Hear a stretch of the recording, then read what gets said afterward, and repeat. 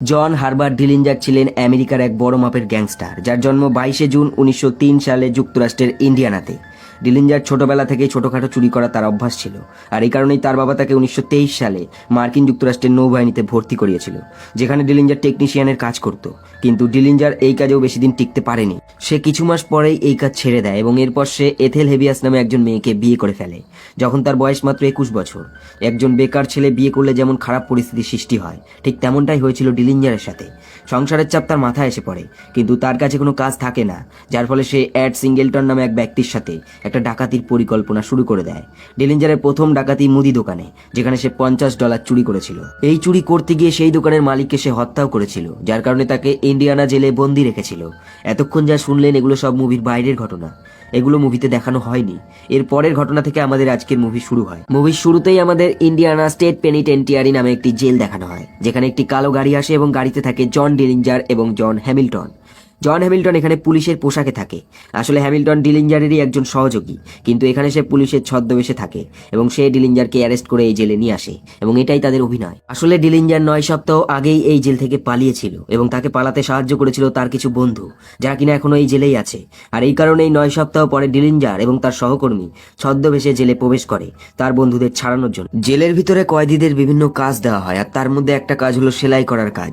সেলাই করতে গেলে তাদের সুতোর প্রয়োজন হয়, আর এই সুযোগে ডিলিঞ্জার সুতোর বাক্সের মধ্যে বন্দুক পাচার করে, যার ফলে সমস্ত কয়েদি পুলিশগুলোকে তাদের আয়ত্তে করে ফেলে। তখনও বাইরের গার্ডেরা জানে না জেলের ভিতর কি হচ্ছে, কিন্তু যখন সজ নামে একজন ব্যক্তি, যে কিনা ডিলিঞ্জারেরই দলের লোক, সে গুলি চালায়, তখন চারিদিকে অ্যালার্ম বেজে ওঠে। এর ফলে ডিলিঞ্জার ও তার লোকেরা জেল থেকে দৌড়ে বেরিয়ে আসে। জেলের পুলিশগুলো তার দিকে গুলি চালায়, কিন্তু ডিলিঞ্জারের দলের সামনে তারা কিছু করতে পারে না। আর এরকম করে ডিলিঞ্জার ও তার দল সেখান থেকে পালিয়ে চলে আসে। এরপর তারা একটা ফার্মে যায়, যেখান থেকে তারা তাদের বন্দুক খাবার সংগ্রহ করে, এবং ডিলিঞ্জার ইভলিন ফ্রেচেট নামে এক প্রস্টিটিউটের সাথে দেখা করে। এরপর তারা তাদের মিশনে বেরিয়ে পড়ে। এদের মিশন হচ্ছে শিকাগো, যেখানে তারা ডাকাতি করবে। তারা শিকাগোতে গিয়ে অ্যানাইজ নামে এক মহিলার সাথে দেখা করে। অ্যানাইজ হলো ডিলিঞ্জারের এক প্রকার গুপ্তচর, তার কারণ অ্যানাইজ FBI এর এক কর্মচারী।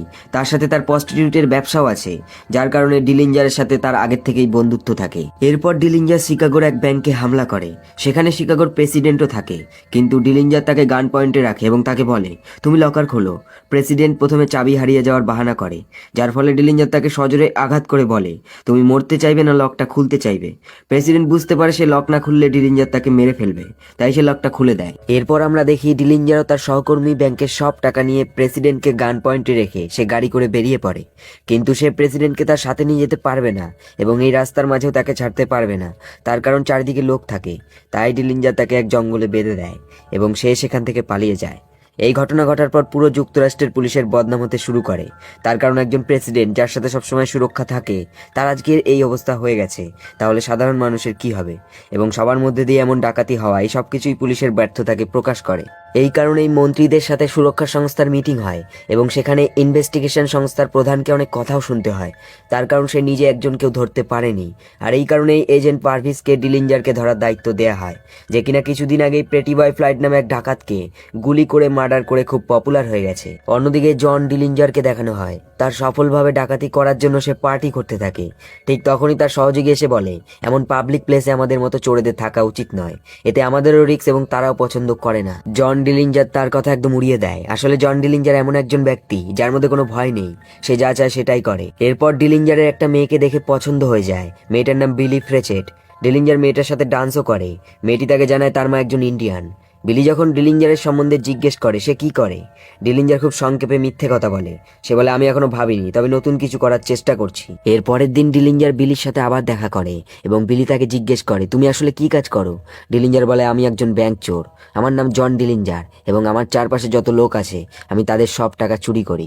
মেয়েটি এসে দিয়ে বলে, এই কথা আমায় কেন বললে? তুমি আমায় অন্য কিছু বলতে পারতে। ডিলিঞ্জার বলে, আমি তোমায় মিথ্যে বলবো না। বিলি বলে, এটা অবাক করার বিষয় যে তুমি এইসব কথা আমায় বলছো, তাছাড়া আমি তোমায় ভালোভাবে চিনি না। ডিলিঞ্জার এরপর তার বন্ধু গিলবার্টের সাথে দেখা করে। গিলবার্ট হলো তারই সাথে পালানো ব্যাংক চোর। গিলবার্ট তাকে জানায় সে জেল থেকে পালানোর পর ফ্র্যাঙ্ক নিটির হয়ে কাজ করছে। ফ্র্যাঙ্ক নিটির দলে আরো একজন থাকে, যার নাম ফিল রিয়েলড্রিয়া। সে ডিলিঞ্জারকে বলে, তোমার ডাকাতি করাটা আমার খুব ভালো লাগে, বিশেষ করে তুমি যখন সাধারণ মানুষের টাকা ফেরত দাও। আসলে ডিলিঞ্জারের এটাই স্টাইল। সে চুরি তো করে, কিন্তু সেটা ব্যাংক থেকে করে। ব্যাংকের বাইরে যদি টাকা পড়েও থাকে সেটা সে নেয় না, কারণ সে সেটাকে সাধারণ মানুষের টাকা বলে মনে করে। এরপর ডিলিঞ্জার বাইরে আসে, কিন্তু সেখানে বিলি থাকে না। আসলে ডিলিঞ্জার গিলবার্টের সাথে কথা বলার জন্য বিলিকে বাইরে দাঁড়াতে বলেছিল, কিন্তু সে সেখানে নেই। অন্যদিকে FBI অফিসে এজেন্ট বাম একটা কোড সবাইকে দেখায়, আর এই কোডটা হলো জন ডিলিঞ্জারের। এই কোডটাই তাদের কাছে একমাত্র প্রমাণ ডিলিঞ্জারকে ধরার জন্য। তারা প্ল্যান করে এই কোড যেসব দোকানে বিক্রি হয় সেই সব দোকানে তারা ভিজিট করবে, এবং যেই দোকানেই ডিলিঞ্জারের ইনফরমেশন পাবে তারা বুঝে যাবে ডিলিঞ্জারের বন্ধুরা তার আশেপাশেও থাকলেও থাকতে পারে। এজেন্ট পারভিস জানায় এই মিশনে অনেক রিস্ক। আমরা যাদেরকে ধরতে যাচ্ছি তারা এক একটা অস্ত্রের সমান, তাই যার ইচ্ছে হবে না সেই মিশনে যাবে না। এরপর এজেন্ট পারভিস হ্যারি বার্মানের সাথে ডিলিঞ্জারের একটা কল রেকর্ডের কপি শুনতে থাকে। সেখানে এজেন্ট পারভিস জানতে পারে হ্যারি বার্মান হলো শিকাগোর এক কার ডিলার, যার সাথে ডিলিঞ্জারের একটা ডিল হয় যে সে তার গাড়ি ভাড়া নেবে তার পুরনো গাড়ির ডিসেটোর বদলে। পারভিস প্ল্যান করে ডিলিঞ্জারকে তখনই ধরবে। অন্যদিকে ডিলিঞ্জার বিলির সাথে দেখা করে। সে বলে, আমি তোমায় সেখানে দাঁড়াতে বলেছিলাম। বিলি বলে, তুমি আমায় একা রেখে চলে গেছিলে। ডিলিঞ্জার বলে, যদি তুমি আমার সাথে থাকো তবে তোমায় কথা দিতে হবে যে তুমি কখনোই আমার কথা অমান্য করবে না। এই কথা শুনে বিলির ভালো লাগে না। সে বলে, আমি তোমার কেনা নই, আর এটা আমি কখনোই বলতে পারবো না। ডিলিঞ্জার বলে, আমি অপেক্ষা করছি তোমার মুখে কথাটা শোনার জন্য। বলো তুমি কখনোই আমায় ছেড়ে যাবে না। বিলি না বলে। ডিলিঞ্জার বলে, আমি তোমায় কথা দিচ্ছি আমি তোমায় কখনো ছেড়ে যাব না। বিলি এটা শুনে একটু হলেও ভালো লাগে। তার চেয়েও যেটা বেশি ভালো লাগে সেটা হলো ডিলিঞ্জারের সাহস দেখে। বিলি বলে, আমি এখনো তোমার সম্বন্ধে ভালোভাবে চিনি না। ডিলিঞ্জার বলে, এটাই যদি সমস্যা হয় তবে শোনো, আমার জন্ম কৃষকের ঘরে ইন্ডিয়ানাতে। আমি 3 বছরে ছিলাম যখন আমার মা মরে যায়। আমার বাবা আমায় খুব মারতো, তার কারণ এটাই তার স্বভাব ছিল। আমার পছন্দ বেসবল, মুভি, ভালো পোশাক, দুটো ডাইভ, উইস্কি এবং তুমি। এই সব শুনে বিলি তার কথা মেনে নেয়। অন্যদিকে পারভিস তার লোকেদের সাথে সেই জায়গায় এসে পৌঁছায় যেখানে ডিলিঞ্জার গাড়ি চেঞ্জ করার জন্য আসার কথা আছে। পারভিস ও তার সহযোগী সেখানকার এক বিল্ডিং এ প্রবেশ করে, যেখানে তারা এক কাপেলের ঘরে প্রবেশ করে এবং পারভিস তাদের নাম জিজ্ঞেস করে। তাদের একজনের নাম লেনার্ড ম্যাক হেনরি হয়। পারভিস তার আইডি চেক করে। এই সব দেখে পারভিস বেরিয়ে যায়, কিন্তু পারভিস তার সহযোগীকে দরজার বাইরে দাঁড় করিয়ে রাখে, কারণ তার এখানে সন্দেহ হয়। পারভিস তার সহযোগীকে বলে, আমি যতক্ষণ না আসছি তুমি এখানেই দাঁড়িয়ে থাকবে। কিন্তু তার সহযোগী কোনো একটা আওয়াজ পেয়ে দরজার সামনে থেকে সরে যায়। ঠিক তখনই ম্যাক হেনরি বাইরে এসে তাকে মেরে ফেলে, যার ফলে তারা সফলভাবে সেখান থেকে পালাতে সক্ষম হয়। এজেন্ট পারভিস বুঝতে পারে যেই ব্যক্তির নাম ম্যাক হেনরি সে আসলে আর কেউ নয়, সে হলো বেবিফেস নেলসন, যে কিনা ডিলিঞ্জারেরই বন্ধু। অন্যদিকে ডিলিঞ্জারের আরও একটা ব্যাংক ডাকাতি করে ফেলে।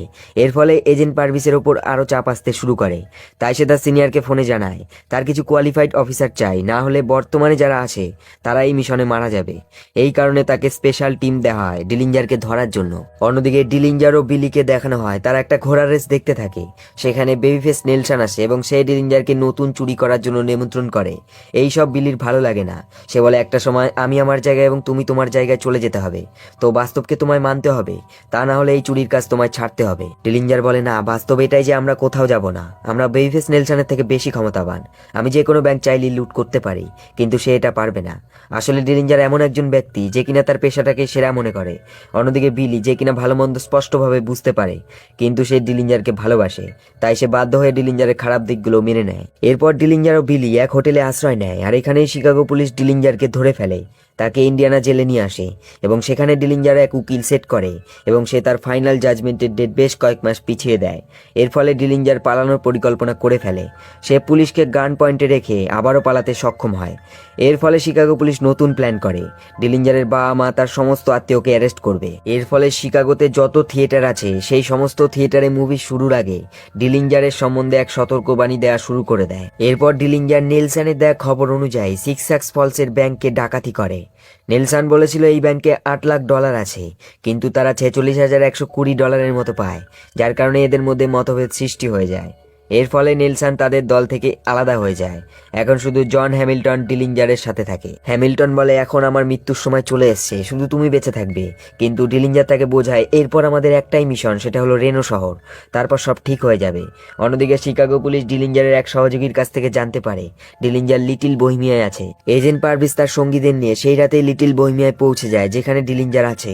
ডিলিঞ্জার সকাল হলেই রেনো শহরে চলে যেত, কিন্তু তার আগেই পারভিস এখানে চলে আসে, যার ফলে পুলিশ ডিলিঞ্জার চারিদিক দিয়ে ঘিরে ফেলে।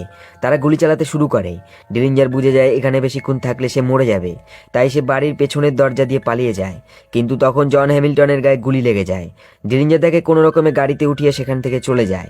একই সময় নেলসন একজন FBI অফিসারকে গুলি করে মার্ডার করে এবং তার গাড়ি নিয়ে সে পালিয়ে যায়, কিন্তু সে বেশি দূর যেতে পারে না। একটা সময় নেলসনের গাড়িটা উল্টে যায়, যার ফলে এজেন্ট পারভিস তাকে গুলি করে মেরে ফেলে। অন্যদিকে ডিলিঞ্জার জন হ্যামিল্টনকেও বাঁচাতে পারে না। এখন শুধু ডিলিঞ্জার বেঁচে থাকে, তার সমস্ত সাথী মরে গেছে। অন্যদিকে এজেন্ট পারভিস প্ল্যান করে ডিলিঞ্জারের গার্লফ্রেন্ড বিলিকে অ্যারেস্ট করবে, যাতে তারা ব্ল্যাকমেল করে ডিলিঞ্জারকে ধরতে পারে। আর এই কারণে বিলির বাড়ির সামনে দুজন পুলিশ পাহারা দিতে থাকে। অন্যদিকে ডিলিঞ্জারের সন্দেহ হয়, তাই সে বিলিকে তার কাছে আসতে বলে। বিলি তার কথা মতো রাতের অন্ধকারে ছেলেদের কোট পরে বেরিয়ে পড়ে, যার ফলে পুলিশগুলো বুঝতে পারে না। এখন ডিলিঞ্জার ও বিলি এই শহর ছেড়ে চলে যাওয়ার জন্য প্ল্যান করে এবং সকাল হলে তারা একটা হোটেলে যায়, যেখানে ডিলিঞ্জার বিলিকে হোটেলের ভেতর থেকে তাদের ঘরের চাবিটা নিয়ে আসতে বলে। এদিকে ডিলিঞ্জার তার গাড়িতেই বসে থাকে। বিলি যখন হোটেলের ভেতর যায়, তখন তাকে পুলিশ অ্যারেস্ট করে ফেলে। আসলে ভেতরে আগের থেকেই পুলিশ ছিল। পুলিশ তাকে জিজ্ঞেস করে, তুমি এখানে কি করে এসছো? বিলি বলে, একটা ট্যাক্সি করে। পুলিশ এরপর আর কিছু জিজ্ঞেস করে না, যার ফলে তারা ডিলিঞ্জারের সম্বন্ধে জানতে পারে না। পুলিশ যখন বিলিকে অ্যারেস্ট করে গাড়িতে ওঠাতে যাবে, তখন ডিলিঞ্জারের খেয়াল হয় যে বিলিকে পুলিশ ধরে নিয়ে যাচ্ছে এবং সে এই সব দেখে রেগে যায়, কিন্তু সে কিছু করতে পারে না। তার কারণ সে যদি তাদের সামনে যায়, তবে পুলিশ তাকে মেরে ফেলবে। এরপর পুলিশ বিলিকে খুব মারধর করে এবং একটা সময় বিলির টয়লেট যাওয়ার দরকার পড়ে, কিন্তু পুলিশ তাকে টয়লেটে যেতে দেয় না, বরং তাকে আরো মারধর করতে শুরু করে। একটা সময় এজেন্ট পারভিস সেখানে চলে আসে এবং সে পুলিশটাকে আর মারতে দেয় না। পারভিস বিলিকে টয়লেটে যেতে বলে, কিন্তু সে তার পায়ে দাঁড়াতেই পারে না, যার ফলে এজেন্ট পারভিস তাকে কোলে করে টয়লেটে পৌঁছে দেয়। এখন এজেন্ট পারভিস জেনে যায় এনআইএস ডিলিঞ্জারের সহায়তা করে, তাই এজেন্ট পারভিস তার সাথে একটা ডিল করে। সে যদি ডিলিঞ্জারের খবর তাকে দিতে পারে, তবেই তাকে আমেরিকায় থাকতে দেয়া হবে, নয়তো তাকে আমেরিকার বাইরে থাকতে হবে। এনআইএস এর কাছে অন্য কোনো রাস্তা থাকে না, যার কারণে সে এজেন্ট পারভিসের ডিল মেনে নেয়। অন্যদিকে ডিলিঞ্জারকে বিলি একটা চিঠি পাঠায়, যেটাতে লেখা থাকে, ডিয়ার জনি, আমাকে এখান থেকে ছাড়ানোর চেষ্টা করো না। 2 বছর পর আমি এমনি এখান থেকে ছাড়া পেয়ে যাব। আমার থেকে দূরে থাকো, সেটাই তোমার জন্য ভালো হবে। ডিলিঞ্জার এরপর এনআইএস এর সাথে দেখা করে এবং সে তার সাথে ঘুরতে যাওয়ার প্ল্যান করে। এই সমস্ত খবর এজেন্ট পারভিসকে সে জানিয়ে দেয়। এজেন্ট পারভিস ও তার লোকেরা মার্বরো শহরে পৌঁছায় এনআইএস এর কথা মতো। তারা সবাই থিয়েটারের বাইরে অপেক্ষা করে ডিলিঞ্জারের জন্য, এবং ডিলিঞ্জার যখন বেরিয়ে আসে, তখন এজেন্ট পারভিস তার মাথায় একটা গুলি মারে এবং আর একটা গুলি তার বুকে মারে, যার ফলে ডিলিঞ্জার সেখানেই মরে যায়। এরকম করে ডিলিঞ্জার, যে কিনা এক বড় মাপের চোর ছিল, তার মৃত্যু হয়ে যায়। এরপর মেলভিন পারভিস 1 বছর পর FBI এর কাজ ছেড়ে দেয় এবং 1960 সালে সে আত্মহত্যা করে। বিলি ফ্রেচেট 1936 সালে জেল থেকে ছাড়া পায় এবং সে তার শেষ জীবন উইসকনসিন শহরে কাটায়। আর এরকম করেই এই মুভিটা, যেটা একটা সত্য ঘটনা, এখানেই শেষ হয়ে যায়।